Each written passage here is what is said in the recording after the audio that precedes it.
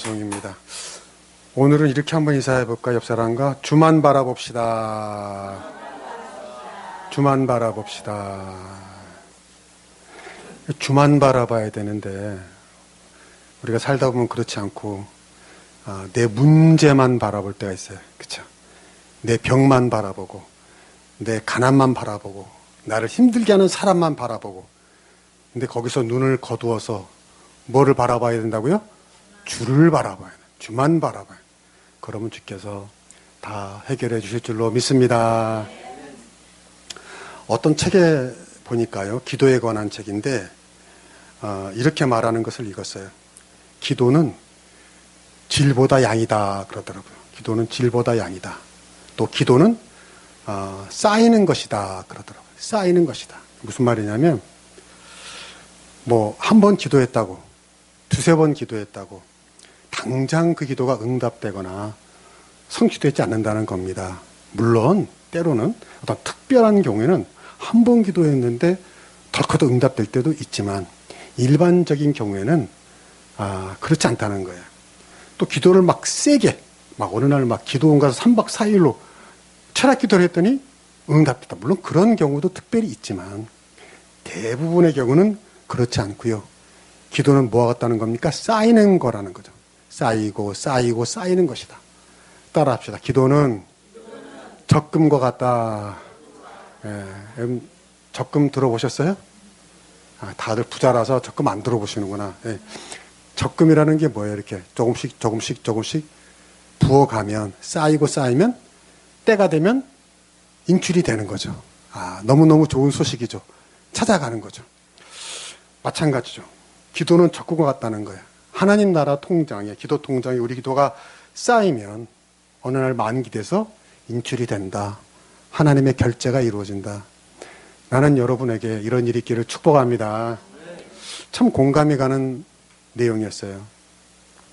여러분, 우리가 임계점이라는 말 있잖아요. 임계점. 어떤 시스템이나 현상이 어떤 일정한 지점을 지나면 완전히 달라지는 변화가 생기는 거죠. 가장 쉬운 예가 물을 끓이면 80도, 90도까지는 별 변화가 없지만 99도 이제 100도가 되면은 끓어서 뭐가 돼요? 수증기가 되잖아요. 물이 수증기가 되잖아요. 임계점이죠. 100도가 임계점이죠. 그걸 넘어가야 물이 수증기로 완전히 달라지는 일이 나타나고, 반대로 영하로 내려가면은 뭐가 돼요? 물이 얼음이 돼요. 그래서 물 위를 걸을 수가 있어요. 사실 물 위를 걷는 게 아니라 뭘 걷는 거예요? 얼음 위를 걷는 거지만 그것도 영하를 내려가야지 바뀌는 거예요. 근데 99도까지 가더라도 100도를 넘어가지 않으면 끓어요, 안 끓어요? 안 끓죠. 마찬가지로 영하 그 전까지 가더라도 영하를 넘어가지 않으면 물이 얼음이 되지 않는다는 거예요. 우리 기도도 그렇다는 겁니다. 우리 기도가 쌓이고 쌓여서 임계점을 넘어야 한다는 거죠. 그러므로 그 기도가 응답될 때까지, 그 임계점을 넘을 때까지 중단하지 않기를 축복합니다. 여러분 생각해 보세요. 99도까지 왔는데 1도만 더 가면 끓는데 99도에서 안 끓는다고 포기해버리면, 불을 꺼버리면 그거 얼마나 아쉬워요. 99도에 라면을 끓이면 맛이 있겠어요? 100도에 끓여야지. 우리 기도가 그렇다는 거죠. 지금까지 열심히 기도했어요. 간절히 기도했어요. 근데 그 변화의 조짐이 없어요. 응답이 안 돼요. 응답이 안 되네. 하나님 뜻이 아닌가 봐. 관두자. 그러지 말라는 거죠. 기도는 적금과 같다는 거예요. 쌓이고 쌓이고 쌓이면 언젠가 반드시 만기, 인출이 될 줄로 믿습니다. 나는 여러분이 어떤 기도라든지, 여러분 자신을 위해 기도하든지, 건강이든지, 어떤 성취든지, 어떤 사람을 위해 기도하든지, 더 나아가서 우리 교회와 하나님 나라와 이 세상을 위해서 기도하든지 간에 포기하지 않고 계속 여러분의 기도가 쌓이고 쌓이고 쌓여서 그 하나님의 때가 됐을 때 반드시 성취되기를 축복합니다. 축복합니다. 그런데 우리가 기도할 때 또 하나 중요한 게 있습니다. 우리가 기도를 하면서 우리의 믿음도 성숙해 한다는 거예요. 여러분, 기도는 꼭 뭘 하나님께 이렇게 따먹으려고, 받으려고만 하는 게 기도가 아니거든요. 기도는 기도를 하면서 우리의 믿음도 성숙해가고 성장해 가기 때문에 기도하라는 겁니다. 그렇게. 그래서 오늘 본문에 보면 세 사람이 나옵니다. 나병 환자, 백부장, 베드로의 장모. 근데 이게 조금씩 달라요. 세 가지 기도의 모습을 볼 수가 있어요. 첫 번째는 나를 위한 기도. 두 번째는 남을 위한 기도. 세 번째는 주님과 늘 동행하는 기도. 자, 하나씩 봅시다. 첫 번째 등장한 사람은 나병 환자예요. 이 나병 환자가 예수님께 간구하는 내용입니다. 이거는 나 자신을 위한 기도예요. 한번 봅시다. 아까 우리가 읽었죠. 예수님이 산에서 내려오셨어요. 산에서 내려오셨어요. 이게 그전까지 뭐 하신 거예요? 산상수훈 하셨죠. 그래서 마태복음 5장, 6장, 7장 그 유명한 금과 옥조 같은 말씀을 산에서 전하시고 이제 내려오시는데 나병 환자가 등장한 거예요. 그래서 예수님께 주님이 원하시면 저를 고쳐줄 수 있습니다 하고 간구했더니 예수님이 그의 나병을 깨끗이 한 사건입니다. 지금은 나병이라고 하지 않고 뭐라고 하죠? 한센병이라고 하죠. 그냥 성경대로 나병이라고 할게요. 이 나병은 그 당시에 불치병이고 그리고 율법주의가 팽배했던 그 시대는 이 나병에 걸린 사람을 사람 취급을 하지 않았습니다. 그 당시에 그들의 믿음으로는 저 사람이 나병에 걸린 것은 저 사람의 죄 때문이라고 봤어요. 그러니까 가장 나쁜 병에 걸렸으니 얼마나 그 사람을 사람 취급을 하지 않았겠습니까? 그래서 나병 환자는 길에 돌아다닐 수도 없었고요. 돌아다닐 때는 자기가 자기에게 죄를 던지면서 화로다 이렇게 했어야 됐어요. 왜? 그러면 사람들이 보고 저 나병 환자구나. 가까이 가지 말아야지. 이렇게 했고요. 이걸 어기면 그 자리에서 돌에 맞아 죽게 되어 있습니다. 이게 법이에요. 법. 그런데 그런 환자가 지금 예수님 앞에 나와서 고쳐달라고 간구한 거예요. 이건 놀라운 사건입니다. 많은 사람들이 지금 있잖아. 아까 말했잖아. 산상수훈에서 내려온. 그러니까 수많은 인파가 따라왔을 거라고요. 근데 그 앞에 감히 누가 등장해요? 나병 환자가 등장하는. 나병 환자가 이렇게 등장할 수가 없어요. 감히. 그런데 이 나병 환자는 놀랍게도 그 앞에 나타나서 예수님께 간구합니다. 주여, 원하시면 나를 깨끗게 하실 수 있습니다. 예수님이라면 이 불가능한 병도 고칠 수 있습니다. 예수님이라면 이 나병도 고칠 수 있습니다. 나는 회복될 수 있습니다. 나는 달라질 수 있습니다. 이렇게 예수님께 간구한 거예요. 여러분, 이게 쉽지 않은 믿음입니다. 당시 나병 환자가 이렇게 긍정적이고 적극적인 믿음을 가진 거는 놀라운 거예요. 그런 믿음을 가질 형편이 아니었다니까요. 아까 제가 말했잖아요. 그만큼 나병 환자들은 배척당하고 멸시당하고 불이익을 당했기 때문에 그런 믿음이 있을 수가 없어요. 혹시 여러분 연세가 좀 있으신 분들은 어렸을 때 경험했을 텐데 우리 아주 어렸을 때 옛날에는요 나병 환자가 이렇게 길에 돌아다녔습니다. 진짜. 혹시 아시는 분은 아실 거예요. 그래가지고 그때는 별별 안 좋은 소문이 다 있었어요. 나병 환자가 무슨 아기를 뭐 어떻게 했다더라 뭐 별별 소문이 끔찍한. 그때는 나병 환자라고 하지도 않았고 뭐라 그랬어요? 문둥병자라요. 문둥병자. 그래가지고 이런 일도 있었어요. 문둥병자가 동냥을 하잖아요. 어떤 집에 와서 두드리고. 근데 밥을 안 주잖아요. 그러면요 문둥병자가 자기 문둥병 환부를 무섭게 이렇게 문대는 거예요. 이렇게. 진짜. 저주받아라. 무서워요, 안 무서워요? 무섭죠. 그래서 그때 진짜 끔찍해. 나도 어렸을 때 그런 소문을 듣고 막 무서웠던 기억이 나요. 옛날 어떤 원로 목사님이 그 나병 환자들 모임, 선교 모임이 있었어요. 그래서 이 목사님 이제 새로 회장이 돼가지고 나병 환자들을 만나서 제가 여러분을 그 나병 환자를 앞에 두고 내가 당신을 위해서 기도하겠습니다. 그랬더니요. 나병 환자가 제 손잡고 기도해 주시오. 그러더라고요. 손을 딱 내미는데 손이 그냥 손이 아니잖아요. 뭐 손가락이 없기도 하고 진물이 흐르기도 하고 막 우두두. 그럼 손잡고 기도해 주세요. 이러더라고요. 어떻게? 안 잡을 수도 없잖아, 목사가 또. 그 자꾸 기도를 한 거예요. 주님, 간절히 기도. 그랬더니요, 그제서 그 나병 환자가 눈물을 철철철 흘리더라는 거예요. 그러면서 이렇게 말하는, 목사님, 용서하세요. 제 마음이 이렇게 삐뚤어졌습니다. 무슨 말인지 아시겠죠? 늘 그렇게 배척당하고 멸시당하고 돌봐다니까 누가 자기를 사랑한다는 것도 믿어요, 못 믿어요? 못 믿죠. 목사님이 나를 사랑한다? 못 믿어. 내 손 잡으세요? 이렇게 삐딱한 거예요, 마음이. 근데 우리가 그걸 이해할 수 있죠. 나라도 그렇게 당하면 삐딱하게 되죠. 의심이 가득 차게 되죠. 근데 지금도 아니고 2000년 전에 그것도 율법주의 사회에서 나병 환자는 얼마나 더 심했겠어요. 얼마나 마음이 더 삐뚤어지고 세상에 대해서 원망과 적개심이 가득 찰 수 있는데도 이 사람은 지금 아니에요. 너무너무 마음이 긍정적이에요. 너무너무 적극적이에요. 예수님, 주님이 원하시면 난 나을 수 있어요. 그 많은 사람들 앞에 당당히 나타나서 나는 여러분에게도 이런 믿음이 있길 축복합니다. 오늘 성경은 말하는 거야. 이게 믿음이야. 우리에게 가르쳐주는 거야. 이게 믿음이야. 여러분, 우리는 조금만 어려움을 당하고 시험이 오면 막 믿음이 흔들리잖아요. 아니에요. 어떤 상황에서도 믿음을 잃지 마라. 부정적이 되지 마라. 항상 긍정의 믿음을 가져라. 아멘? 아멘. 근데 여러분, 우리가 기도한다는 것은, 간절히 믿음으로 기도한다는 것은 그 사람에게 믿음이 있다는 거예요, 없다는 거예요? 있다는 거죠. 예.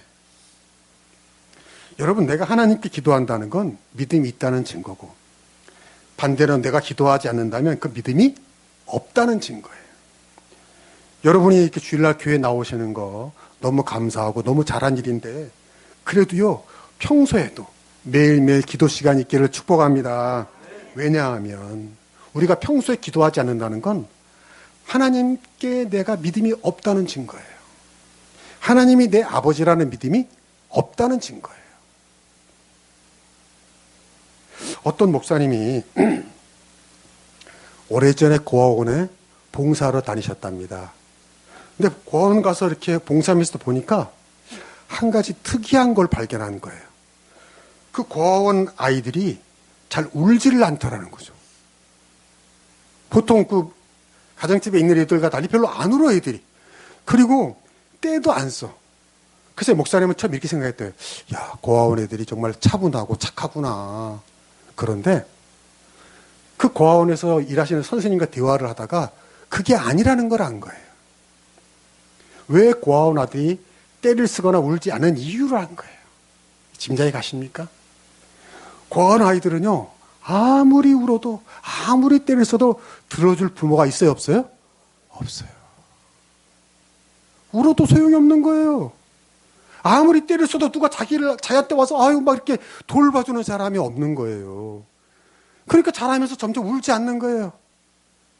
떼를 쓸 필요도 없는 거예요. 그 말을 듣고 목사님이 큰 충격을 받았다는 거죠. 혹시 여러분 자녀들이 여러분에게 떼쓰고 울면 감사할 수 있기를 축복합니다. 여러분, 우리가 하나님께 기도하지 않고 뭔가 간구하지 않는다면 그건 믿음이 좋은 증거가 아니라 오히려 하나님을 믿지 않는 증거가 될 수 있다는 거예요. 하나님이 내 아버지라는 걸 믿지 않는 증거가 될 수 있다는 거예요. 하나님이 내 아버지면 때로는 때를 쓸 수도 있죠. 그렇잖아요. 때로는 울 수도 있죠. 하나님이 내 아버지인데 우리 인생 살다 보면 얼마나 공고한 일이 많습니까? 근데 우리가 하나님이 내 아버지라는데 우리는 스스로 고아처럼 사는 거예요. 잘 기도도 하지 않고 하나님께 간구하지도 않고. 예수님께서도 그랬잖아요. 찾으라, 두드리라, 구하라 그러면서 뭐라 했어요? 하나님이 우리 아버지다. 세상의 악당의 아버지도 자기 자식에게 좋은 걸 주려고 하는데 하물며 하나님께서 왜 너에게 주시지 않겠는가?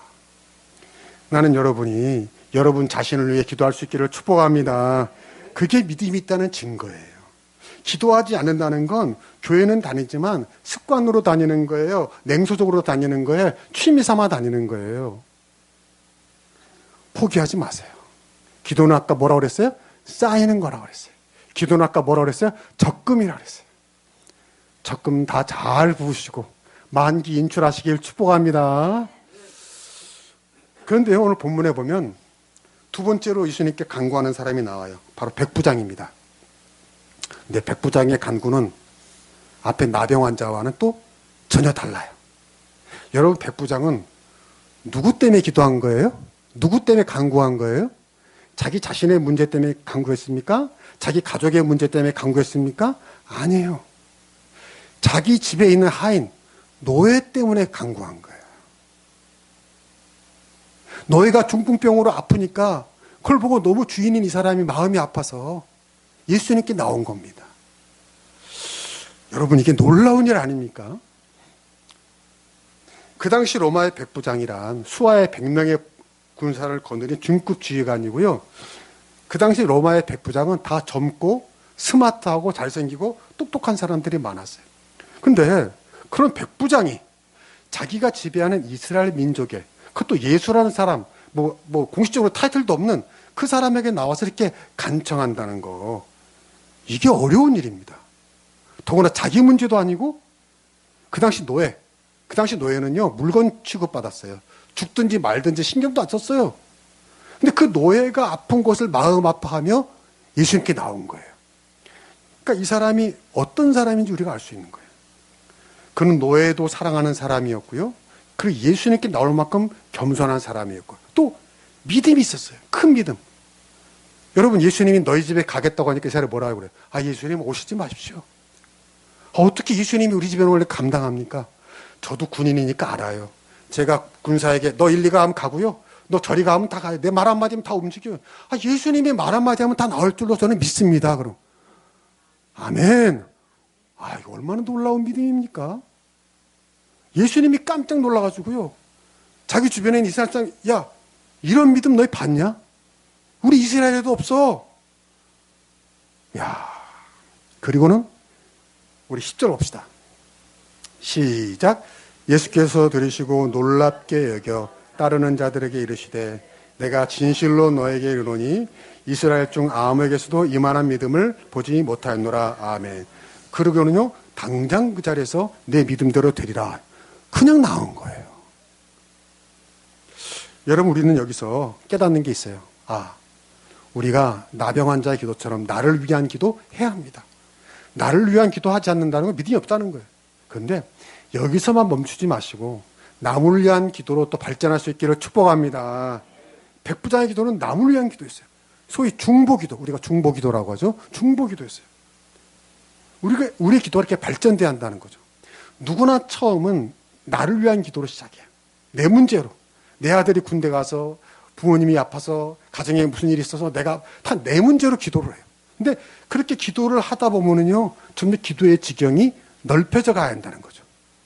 내 옆 사람을 위해서 기도하고, 우리 교인들을 위해서 기도하고, 내가 전도할 사람을 위해서 기도하고, 이웃집 사람 기도하고, 교회를 위해서 기도하고, 나라를 점점 넓혀가야 한다는 거죠. 근데 우리가 내 자신을 위해서만 기도하면요, 이게 독이 됩니다. 독. 제가 아주 오래전에 이런 기사를 봤어요. 서울 마포에 여성 13명을 성폭행하고 성추행한 혐의로 잡힌 사람이 있어요. 김모 씨인데 마포발발이라고 그때 유명해. 마포발발이. 근데 그가 이런 짓을 한 거예요. 자기가 범죄를 하던 15개월 동안에 극도로 불안해서 매일 성당에 가서 기도를 했다는 거예요. 이게 얼마나 참 아이러니해요. 이게 참. 그러니까 여러분, 그 범죄자가 이렇게 따져보니까 평균 보름에 한 번씩 범행을 저질렀더라고. 보름에 한 번씩. 그러면서 매일 어디 갔어요? 성당에 가서 매일 기도한 거예요. 뭐라고 기도했겠어요? 주님, 안 잡히게 해주세요. 무사히 범죄. 이렇게 얘기했으니까. 이게 말이 됩니까? 만약에 그가 남을 위해 기도할 수 있는 사람이었다면 이런 지경에 이르지 않았을 거예요. 여러분, 우리 기도가 다 이렇다는 건 아니지만 우리도 자칫하면 내 자신이나 내 가족을 위한 기도만 했다면 우리도 이런 위험에 노출될 수가 있다는 거예요. 그래요. 우리도 얼마든지 이런 잘못에 빠질 수가 있어요.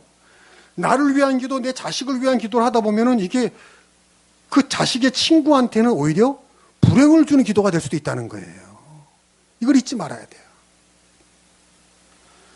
누구나 처음엔 내 자신을 위해 기도하지만은 여기서 멈추면 우리는 그리스도인의 기도가 아니다.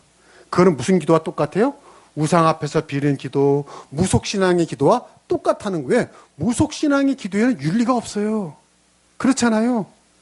오직 나만 살면 되잖아요. 우리는 나로부터 시작하지만 남에게로 기도가 확장이 돼야 되고 하나님 나라와 그 일로 확장이 돼야 되고 교회를 위한 기도로 확장될 수 있기를 축복합니다. 그래서 우리는 골방에서 기도하지만 우리의 기도는 막 세계 끝까지 막 퍼져가는 거예요. 여러분이 선교사들을 위해서도 기도하면 우리는 뭐 브라질로 미국으로 전 세계를 다니는 기도가 될 줄로 믿습니다. 이게 얼마나 위대한 겁니까? 멋진 겁니까? 그리고 이렇게 남을 위한 기도를 하면요, 부수적인 이득이 있는데 오늘 본문처럼 칭찬을 받아요. 이 백부장 예수님께 칭찬을 받았잖아요. 이거 일석이조 아닙니까? 기도하고 응답받고 칭찬받고 일타이피. 이 전문적인 용어를 하니까 잘 못 알아보시는데 도랑치고 가지 잡고. 근데 여러분, 이 백부장이 왜 칭찬을 받았죠? 기도했기 때문에 아니에요. 기도라는 행위로 칭찬을 받은 게 아니라 그의 마음엔 어떤 마음이 있었던 거예요? 자기 노예도 사랑하는 마음이 있었죠. 그 사랑하는 마음이 있으니까 기도한 거 아니에요. 그래서 예수님이 칭찬한 거란 말이에요. 여러분, 우리도 사랑하면 기도하게 될 줄로 믿습니다. 나라를 사랑하면 나라를 위해 기도하게 돼요. 교회를 사랑하면 교회를 위해서 기도하게 돼요. 또 교인들을 사랑하면 교인들을 위해서. 여러분이 이 목사를 사랑하면 이 목사를 위해서 기도하게 돼요. 기도 열심히 하고 계시죠? 네. 그러니까 내가 누군가를 위해서 기도하지 않는다는 건 내가 그 사람을 사랑하지 않는다는 거예요. 여러분 보세요. 백부장도 사랑같지 않게 보던 노예를 위해서 기도한 건 뭐예요? 그를 사랑했기 때문이다. 그래서 예수님이 칭찬한 거예요. 기도라는 행위를 칭찬한 게 아니라 야, 네가 네 마음에 사랑이 있구나. 사랑이 있구나. 긍휼히 여기는 마음이 있구나. 이걸 칭찬하신 것입니다. 나는 여러분에게도 이런 믿음의 길을 축복합니다. 그러면 하나님 이런 놀라운 복을 주시는데 마태복음 6장 33절입니다. 그 다음에 6장 33절 없네. 제가 읽어드릴게요. 그런즉 너희는 먼저 그의 나라와 그의 의를 구하라. 그리하면 이 모든 것을 너에게 뭐죠? 더하시리라. 잘하시는 말씀이잖아요. 그러니까 우리가 먼저 그의 나라와 의를 구하면 하나님 내가 구하지 않은 것까지도 어떻게 한다는 거예요? 더해 주신다 그랬단 말이야. 응답해 주신다는 거예요. 시시콜콜 구하지 않아도. 난 이런 은혜가 있기를 축복합니다. 세 번째로 등장하는 사람이 이제 베드로와 베드로의 장모예요. 근데 이걸 보면요, 주님과 동행하는 기도를 알 수가 있어요. 처음에 남의 환자는 나를 위한 기도를 했죠. 백부장은 남을 위한 기도를 했죠. 근데 이 베드로와 베드로의 장모는 주님과 동행하는 기도를 했어요. 마태복음 8장 14절로 가봅시다. 시작. 예수께서 베드로의 집에 들어가사 그의 장모가 열병으로 앓아 누운 것을 보시고 그의 손을 만지시니 열병이 떠나가고 여인이 일어나서 예수께 수종들더라. 아멘. 여기 보면요, 베드로가 자기 장모 낫게 해달라고 기도하는 내용이 있어요, 없어요? 있어요, 없어요? 없어요. 또 베드로가 예수님께 고쳐달라고 나갔다는 내용도 없고요. 베드로의 장모가 예수님께 아까 나병 환자처럼 나를 고쳐주세요 하는 대목이 있어요, 없어요?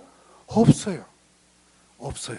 없는데도 예수님이 알아서 스스로 베드로의 장모의 집에 찾아오셔서 베드로의 장모를 만져주십니다.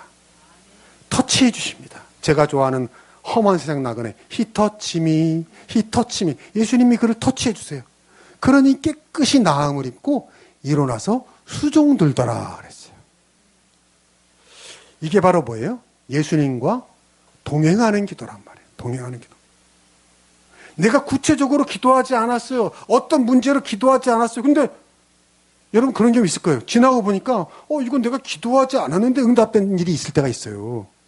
내가 기도하지 않았는데 어떤 좋은 일이 생겨요. 그건 여러분의 주님과 동행하셨기 때문에 주신 은혜인 줄로 믿습니다. 내가 예수님 말씀에 순종하고 예수님 맡긴 사명에 감당하고 직분을 수행하고 주님 뜻대로 살려고 늘 주님과 동행하는 삶을 살다 보면요, 예수님이 다 아시고 도와주시고 인도하시고 좋은 걸 주시는 줄로 믿습니다. 내가 구체적으로 구하지도 않았는데요, 어느 날 그냥 좋은 걸 그냥 턱 주시더라는 거죠. 아, 이게 뭐예요? 주님과 동행하는 기도구나. 내가 주님과 동행했더니 주님 은혜를 베푸셨구나. 데살로니가전서 5장 17절 시작. 쉬지 말고 기도하라.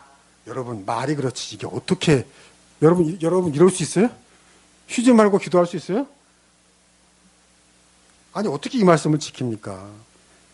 하루 종일 기도만 하라는 거예요? 직장도 안 가고 밥도 안 먹고 숨도 쉬지 말고 기도하라는 거예요? 쉬지 말고 기도하라. 아니죠. 아니야. 이 말씀의 뜻은 뭐예요?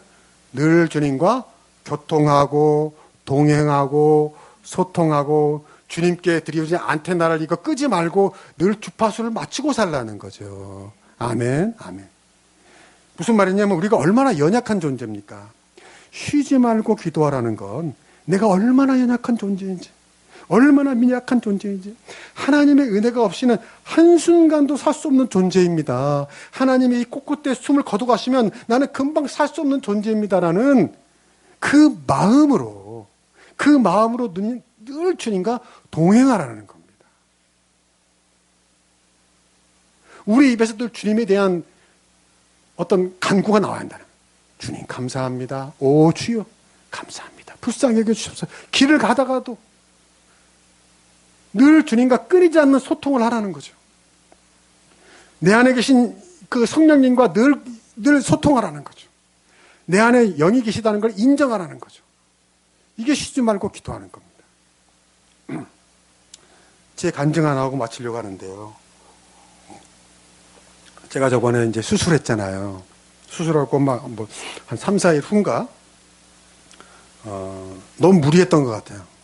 또 병원도 막 다니고, 병원도 스케줄을 너무 잘못 짜져가지고 막 다니고, 또 좀 쉬어야 되는데 또 막 다니면서 나도 좀 무리하고, 목요일인가 금요일인가 집에 들어왔는데 저녁에 갑자기 막 피가 쏟아지는 거예요. 막 코로 막 피가.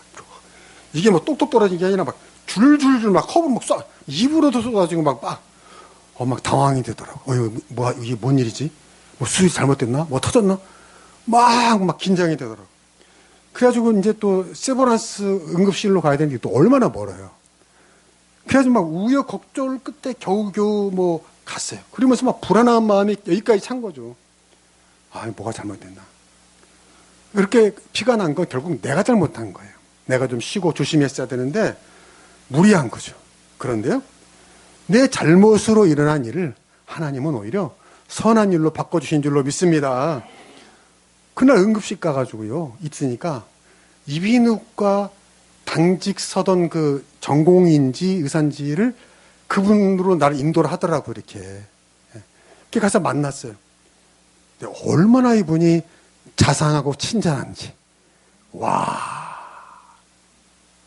사실, 저를 수술하신 전담하신 그 분은 수술 실력은 좋은 것 같아요. 왜? 내가 이렇게 보니까 잘 됐어. 뭐 얼굴도 지금 전 이상한 데가 없죠? 할렐루야. 아직도 감각은 없어. 열심히 기도해 주시면 다 돌아올 줄로 믿습니다. 그런데 그분이 한 가지 단점이 너무 무뚝뚝해. 좀 무섭더라고. 뭐 물어보면 대답을 안 해줘. 그래가지고 막 물어보고 싶은 게 여기까지 찾는데 못 물어보겠어. 무섭잖아. 괜히 말 잘못했으면. 근데 그날 응급실에서 만난 전공의는 얼마나 자상하고 착한지 다 얘기해 주는 거야. 또 자기도 당직 쓰면서 좀 심심했나 봐. 그러니까 막 이건 이렇고요. 막 너무 내가 막 속이 시원한 거예요. 다 물어봐가지고. 아멘. 그리고 수술한 다음에 며칠 후에 한 번쯤 코를 청소를 해야 되는데 그 수술하신 분은 바빠가지고 진료를 잡지도 않았어. 근데 이분이 막 얼마나 속을 막 청소를 해주는지 속이 막 뻥 뚫린 시원한 거예요. 또. 아멘. 무엇보다 수술을 한 후에 변비가 생겨가지고 한 3, 4일을 내가 이 거시기를 못했거든. 얼마나 막 괴로워요. 그 얘기를 했더니요, 이분이 또 막 약을 처방해 주는 거야. 그래요? 변비약이 막 처방. 그 내가 12장 궤양 속도 좀 안 좋다니까. 그러면요, 궤양약도 되면서 변비도 되는 걸 드리겠습니다. 처방을 해주고 약을 이만큼. 또 처방을 해주고 또 얼마나 싸, 또 약이. 그래가지고요. 그 약을 먹고 다음날 쉬어. 거기까지. 무슨 말이냐면 코피가 막 터져가지고 막 여기로 쏟아지고 막 쏟아질 때는 막 이게 무슨 일이지? 막 걱정과 근심에 막 쌓여가지고 이만큼 많다 이래서 갔는데요. 오면서는 너무너무 감사한 거예요. 깨달은 게 이거예요. 내가 내 잘못으로 병이 들고 또 관리를 못해서 코피가 쏟아졌는데 하나님은 이 화를 복으로 바꾸시는구나. 오히려 이 피 쏟아진 것 때문에 응급실로 가가지고 더 속 시원한 거 다 해결되고요. 변비도 낫고요. 더 잘 되게 하신 거예요. 깨달았어요.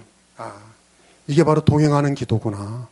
너무 급하니까 기도도 안 나오더라고 막 이게. 근데 늘 기도하는 가운데 기도가 쌓이니까요. 하나님이 또 도와주시더라고요. 여러분, 여러분의 인생에서 늘 기도가 여러분 안에 축적되고 쌓이기를 축복합니다. 동행하는 기도가 되는 거예요. 여러분 기억하세요. 나병 환자의 기도 필요합니다.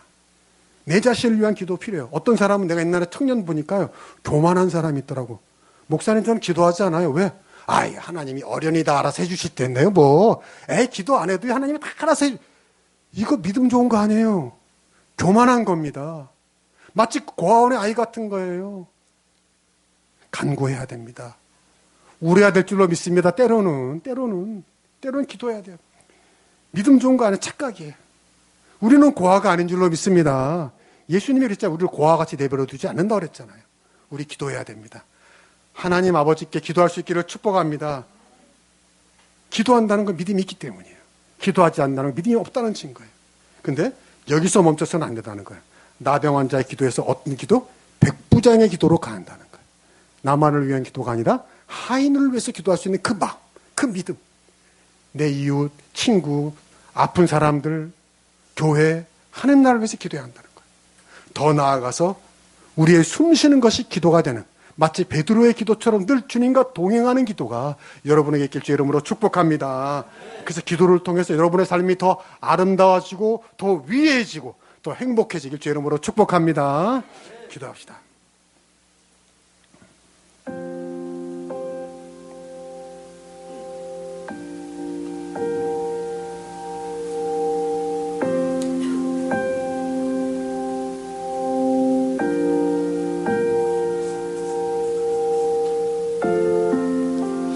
하나님 감사합니다.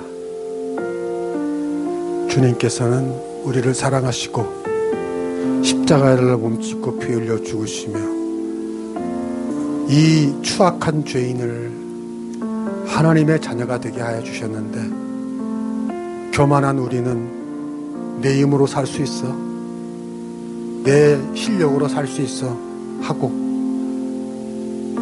우리 아버지인 하나님께 간구하지 않을 때가 얼마나 많이 있습니까? 기도하지 않을 때가 얼마나 많이 있습니까?